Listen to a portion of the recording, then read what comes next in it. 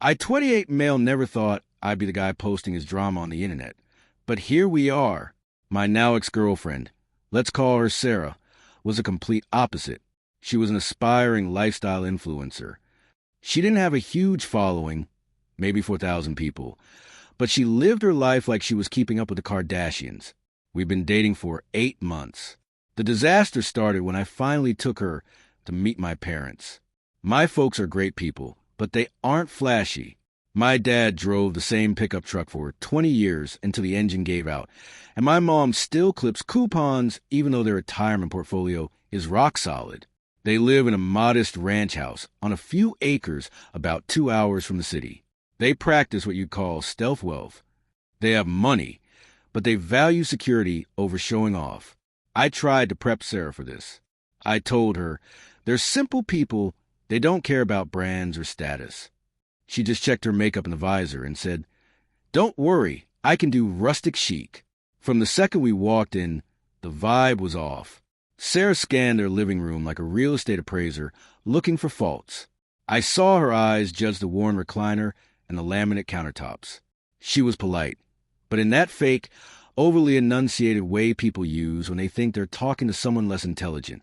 Dinner was my mom's pot roast. It was incredible as always, but Sarah picked at it, making loud comments about sodium content and asking if the beef was grass-fed. My dad just smiled and passed the rolls, completely unbothered. Then came coffee and dessert. My mom looked a little nervous, cleared her throat, and pulled an envelope out of her apron. She told us, "We know you two have been talking about moving into a bigger place closer to the city, and we know how crazy the market is. We did well with some investments this year, and we wanted to give you a head start for a down payment, furniture, whatever you kids need." She slid the envelope across the table. Sarah snatched it before I could even reach for it. When she saw the check, her eyes went wide. It was a personal check for $15,000. "Oh," Sarah said. That was it. No tears, no hug, just a flat, "Oh." She looked at the check, then at my mom, then back at the check. "Thanks." The silence was brutal. I jumped in immediately, thanking them profusely, hugging my mom, shaking my dad's hand. I was genuinely blown away by the generosity. Sarah just sat there, tapping her acrylic nails on the table, looking almost disappointed. On the drive home, she was dead silent. I tried to hype it up, saying how much this changed for us, and she just muttered, "Yeah, it's a lot," while staring out the window. We got back to my apartment, where she had practically moved in but wasn't on the lease, and she went straight to the bedroom. I assumed she was overwhelmed. I sat on the couch to watch the game, feeling lucky to have such supportive parents. About 20 minutes later, my phone buzzed. Facebook notification. Sarah posted a new status. I opened it and my stomach dropped. Against a generic pink background, she had written, "Pray for me. My boyfriend's family is so toxic. Dealing with narcissists who think they can buy control is exhausting. I survived the dinner, but barely. Need wine and good vibes immediately. Hashtag boundaries, hashtag toxic in-laws, hashtag survivor." I stared at the screen. The timestamp was 10 minutes ago. She was in the next room, holding a $15,000 check from the people she was trashing, posting this to the world to see. The comments were already rolling in from her little echo chamber friends. "OMG, girl, run. Money always comes with strings. You're so brave." She was liking every single one. I didn't storm in. I didn't scream. A cold, hard clarity washed over me. I took a screenshot of the post. Then I screenshot Ted the comment she liked. I texted the image to my mom with a simple caption. She posted this 20 minutes after we left. I expected my mom to be crushed. Instead, my phone rang 2 minutes later. It was her. "Is she still there?" Mom asked. Her voice wasn't sad. It was strictly business. I said yes. Mom said, "Put the check in a safe place. If she has it, get it back. I'm calling the bank to stop payment immediately. I don't care that it's late. I have the emergency line." I told her I was on it. Before hanging up, Mom added, "She is not welcome in my house again. You do what you need to do." I walked into the bedroom. Sarah was lying on the bed, scrolling TikTok and giggling. The check was on a nightstand under a bottle of perfume. I walked over and picked it up. She sat up instantly. "What are you doing?" "I'm taking this," I said calmly. Mom asked for it back. Her face changed instantly from bored to predator. "Excuse me?" "That was a gift. She gave it to us." "She gave it to help us start a life," I said, but then she saw your Facebook post. She went pale, then red. "You showed her? Why would you do that? That was my private vent space." "It's a public post, Sarah. You have my cousins added. You call them toxic narcissists while sitting on their money." She scrambled off the bed. "They are. Look at you, taking money away because I express my feelings? That is financial abuse. That is exactly what a toxic dynamic is." "No," I said. "Financial abuse is taking 15 grand from people and then publicly shaming them for likes. You don't get to slander them and spend their money." Mom stopped the payment. "It's a worthless piece of paper now." She shrieked. It was a primal, rage-filled sound. "You can't do that. I already spent that money in my head. I have carts full of furniture waiting for checkout. That is my money. I promise nothing." I said. "I will sue you," she yelled, following me into the living room. "I'll sue your parents. That was a verbal contract. You can't give a gift and take it back just because you got your feelings hurt. That's fraud." She grabbed her phone. "I'm calling my mother." Her mother, let's call her Karen, is a final boss of entitlement. I sat on the couch, check in my pocket, and listened as Sarah spun a twisted version of events where she was a victim, my parents were monsters, and I was an accomplice. She hung up and turned to me with a smug grin. "My mom says you can't do this. She says it's promissory estoppel. Because I relied on the promise of the money, you have to pay it. Fix this or we go to court." I looked at her and realized she wasn't bluffing. She was actually delusional enough to try and strong-arm my family legally. "You really want to do this?" I asked.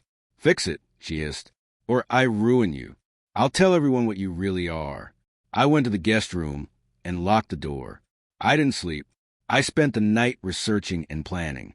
If she wanted a war, she was going to get one. The next morning, the air in the apartment was toxic. I walked into the kitchen to find Sarah on speakerphone with her mom. Karen's voice was grating. "Absolutely ridiculous. He needs to understand emotional damages are real. Sarah, that money is the least they can do after subjecting you to a hostile environment." Sarah looked at me, smug. "Mom thinks we should file a police report for theft if you don't hand over the check." Theft of a piece of paper my mother voided? I asked, pouring coffee. "Good luck. It's a bearer instrument. You are withholding her property." Karen screeched from the phone. "Actually," I said, "it was a check made out to me and Sarah, jointly, and since the issuer has revoked it, it's trash." "You're going to regret this," Sarah said. "I have a platform." I left for work, but not before logging into the router and blocking her devices from the Wi-Fi. Petty? Maybe. Satisfying? Absolutely. By noon, my phone was blowing up. Mutual friends were texting me asking what I did to Sarah. She had posted Instagram stories, fake tears and all, claiming my parents held money over her head, demanding she change her political views and appearance to get it, and that I stood by laughing. She didn't mention the specific amount, just significant financial support. Then came the email. It wasn't from a lawyer, but from her mom's email address, written in fake legalese. Notice of intent to sue. Verbal contract. Failure to remit payment of $15,000 within 24 hours will result in small claims action. I laughed out loud. Financial allocation strategies was a phrase they used to describe her mental shopping spree. That's not a legal thing. But I knew Sarah. She was lazy. She wouldn't move out. She'd try to squat in my apartment and make my life hell until I paid her to leave. She bragged about doing this to an ex before. I called a buddy of mine who is a contract lawyer. He told me, promissory estoppel requires reasonable reliance to a detriment. She didn't sign a lease or buy a house in the 12 hours she had to check. She has no case. But don't evict her illegally. Is she on the lease? No, I said. Just me. She's been here 2 months but never signed the addendum. Okay, he said. Serve her a 30 days notice to vacate immediately. And did she contribute to bills? She was supposed to pay half utilities and $500 for groceries. She hasn't paid in 3 months. Kept saying she was waiting on brand deals. Perfect. Draft a demand letter for back rent and utilities. If she sues, you countersue. And send a cease and desist for the defamation. I left work early. I stopped at a print shop and printed 3 documents, a formal 30-day notice to vacate, an itemized invoice for 3 months of unpaid living expenses totaling $2,450, and a cease and desist regarding the lies about my parents. When I got home, the apartment was wrecked. She had stress cleaned, which meant throwing my stuff in piles. She was on the couch. Mom says you got the email. Ready to pay. No, I said, but I have some paperwork for you. I handed her the stack. She read the notice to vacate. You're kicking me out? You can't. I live here. You have 30 days. I said, legally required. Read the second page. She flipped to the invoice. What is this? That's what you owe me. You haven't paid your share in 3 months. If we're talking verbal contracts, we had one that you'd pay $500 a month plus utilities. I have the text where you agreed. I was struggling, she yelled, and my parents were willing to help until you spit in their faces. Read the third page. She looked at the cease and desist. If you or your mother contact my employer or post one more lie, I will file a defamation suit. And unlike your imaginary lawsuit, mine will have timestamps. She ripped the papers in half and threw them on the floor. I'm not going anywhere, and I'm going to make your life hell until you pay me. She pulled out her phone and started recording. My boyfriend is threatening to make me homeless because I wouldn't let his parents abuse me, she shouted at the camera. I didn't engage. I packed a bag. I'm staying at a hotel. The lease is up in 45 days. I'm not renewing.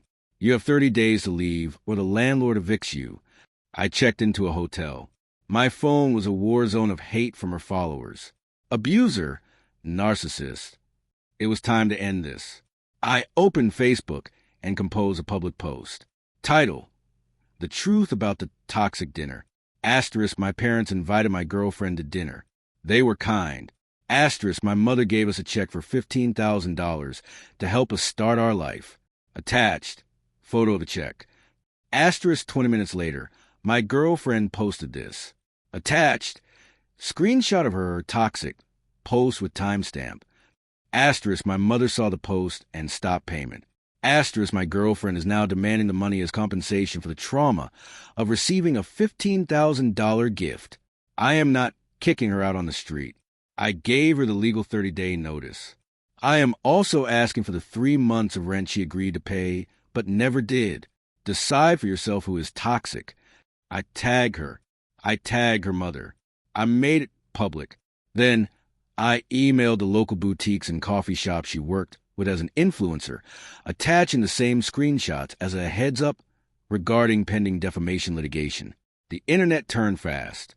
People love receipts. Wait, she got $15K and complained? The audacity. Sarah called me 20 times that night. Then a text, take it down.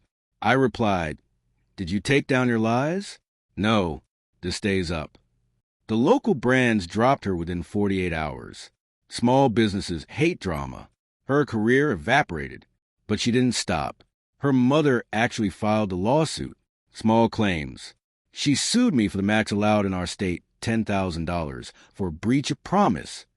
The court date was 3 weeks later. I showed up. Sarah looked tired. Karen looked ready to fight the judge. When the case was called, Karen tried to speak, but the judge shut her down. You are not the plaintiff. Sarah tried her influencer voice. Your Honor, a gift is a contract. He gave it to me. He can't take it back. Did you cash the check? The judge asked. No, he stopped it. So you never possess the funds?